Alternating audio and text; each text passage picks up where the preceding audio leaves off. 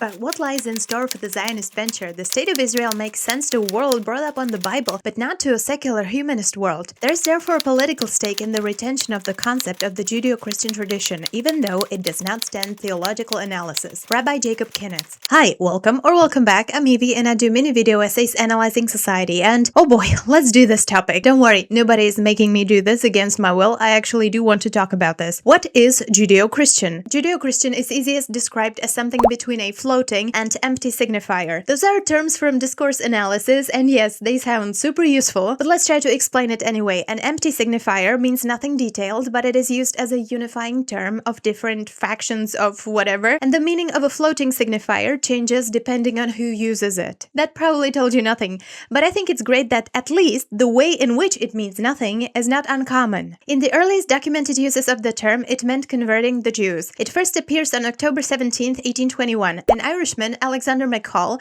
talks about how an ideal society would be one of Judeo-Christianity, where anyone who wishes to convert to Christianity, mind you, would be free to do so. It was their spiritual colonizing mission, a divine mandate of sorts. Officially, because God does not work through human passivity, they have to do this, you see, to act as a hand of God's will. And the New Testament speaks of Jews converting at the end, so obviously, right? But I think it's very unnatural for a biologically bound being to wish for its annihilation in the apocalypse, but that's just me. Another strategy of conversion was Joseph Wolff's plan to not purge all Jewish customs and to establish a version of Christianity, a Judeo-Christian church. The earliest account describing the potential historical aspect of the term was by Ferdinand Christian Bauer in 1831, who was writing about how early forms of Christianity were a sort of mix between Judaism and Christianity, a Judeo-Christianity, if you will. The term continued to be used among Protestant theologians since then. And before we get to modern history, I have to talk about what is almost always omitted, Jewish Enlightenment. It's pretty cool, and I will not go into too much detail, but here is what I think you should know. As modern nations were being established, Jewish people across Europe too were modernizing Jewish thought,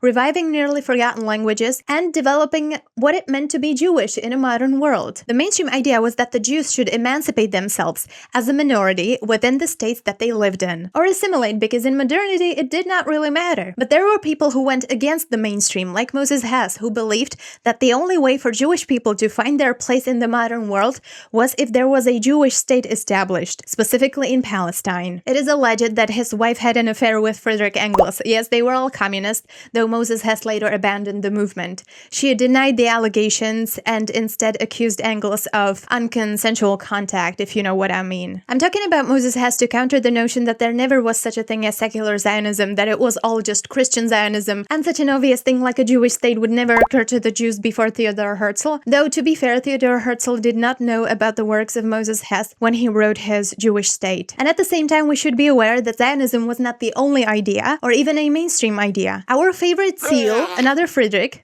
Nietzsche, seems to be the first one who talked about a shared Judeo-Christian morality. It is the terrible reason for his famous slave mentality. Jewish and Christian religions, according to him, ran counter to all human instincts and everything natural. Dramatic, are we? The way he lumped together Judaism and Christianity is so arbitrary, even according to actual scholars. The things that Judaism and Christianity share, you may as well share with Islam or Hellenistic culture. There isn't anything more there. And the term has become a cover for an attack on the values of the Enlightenment, the very values that enabled Jews to enter Western societies. Would the Christian Zionists want that? I don't think they would particularly care. The Judeo part is just a signifier of apparent diversity, philo-Semitism just without the Jews. But the practical implications of what it means to tolerate and maybe even celebrate active Jewish life is not really considered in the implications, and never was. Nietzsche's criticisms inspired the Nazis, and as a response to that, the West claimed the term for them. Yes, we are Judeo-Christian, we accept the Jews. Ignore the centuries of Christian anti-Semitism, thank you. The founding of the National Conference of Christians and Jews, the NCJJ, in 1927 stands out in the history of the fight against anti-Semitism. Also, this is one of the aspects in which a term is embedded into culture. You need reinforcement from official institutions. By the 1930s, the conference had adopted the term Judeo-Christian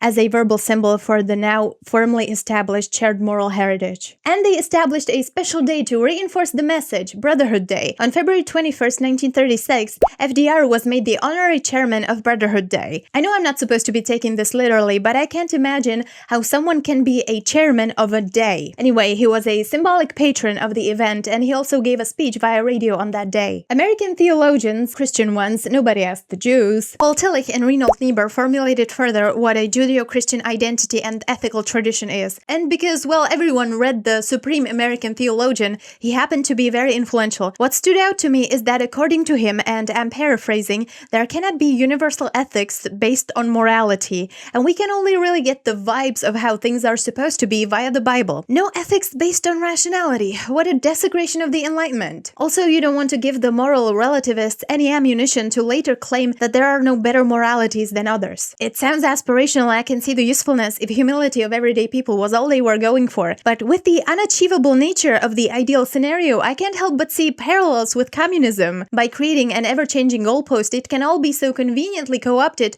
to serve the times on hand. Real communism has never been tried. Real Judeo-Christianity has never been tried. On May 19, 1939, even Einstein chimed in about the term when he wrote a letter to the theological department of Princeton on the interconnectedness between religion and science. The highest principles for our aspirations and judgments are given to us in the Jewish Christian religious tradition. It is a very high goal which, with our weak powers, we can reach only very inadequately. He believed in an impersonal God, so I don't think we can interpret this as something extremely deep. I just wanted to show you how this idea that the two are connected permeated into even the more secular aspects of society. And he was not the kind of Zionist like, I don't know, Netanyahu is today. Things evolve or devolve. As far as we know, he would have wanted a politically left state in which Jews and Arabs lived side by side. Somewhat akin to Noam Chomsky, who, according to his own words, was a Zionist when the State of Israel was being established. But today, his beliefs, which he did not change, would classify him as anti-Zionist. After World War II and with the dawn of the Cold War, the Judeo-Christian term just conveniently happened upon the West,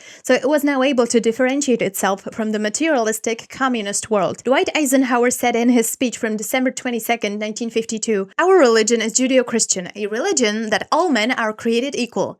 Are you sure either one of those religions say that? Because I'm pretty sure both of those religions have hierarchies, and one of them considers itself to be the successor of the other. As the decades progressed, it has become accepted that the term is an ideologically motivated myth, serving as a term of unity against threats which do not discriminate between Judaism and Christianity. What about the Israeli side? Benjamin Netanyahu has been saying Judeo-Christian like he is a foreign language teacher who is 2 chapters ahead and is now trying to be subtle about the new terms he has learned in front of the class. But it looks like he was not the first one to use the term in an Israeli geopolitical context. It was Ehud Barak in 2002 in an interview with Arab News. Israel is a villa in a jungle, you see, that has more in common with the Western Judeo-Christian world. They, the Palestinians and especially Arafat, are the products of a culture in which to tell a lie creates no dissonance. They don't suffer from the problem of telling lies that exists in the Judeo-Christian culture. That's it, that's all I have to say about this topic for now. I may revisit it sometime in the future. If all goes well, however, there will be another video tomorrow. Be kind to yourselves, do one good thing to keep the world running, and subscribe if you think this video was interesting.